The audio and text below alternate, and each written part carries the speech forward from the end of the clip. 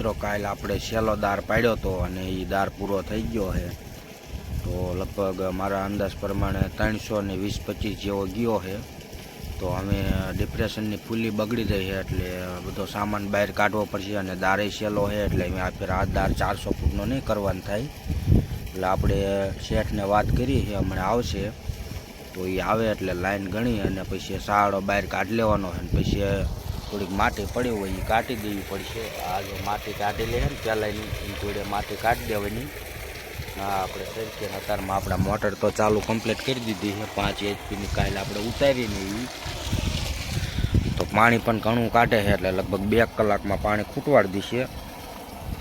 તો અત્યારમાં આપણે ચા પાણી જે પીધા નથી ચા પાણી પી અને પછી કામ ચાલુ કર્યું તો શેઠે આવી જાય પછી કૂવામાં જ આવી એટલે બધું કામકાજ ચાલુ થાય અને કઈ રીતના આડા હોલ થાય એ તમને બતાડું। ને પથ્થર બહુ હાર્ડ આવે છે આ બાજુ આપણે કચ્છમાં।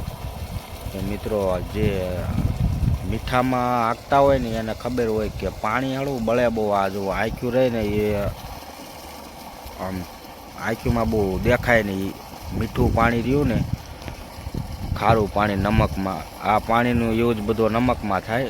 નમક બને ને એમાં તો જેટલું પાણી ડિગ્રીવાળું હોય ને એટલું વધારે મીઠું પાકે।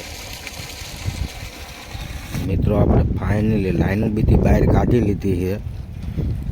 જો આ બાજુ બીજી પડી છે અને આ બાજુ કાઢી લઈએ લાઈનું। તો આપણી પાસે કુલ 500 ફૂટ લાઈન છે અને અંદર એમાં ડિપ્રેશન ને ખજૂરો ને માસડો ને એવું બધું રહ્યું છે પણ એ કાલ કાઢવાનું છે।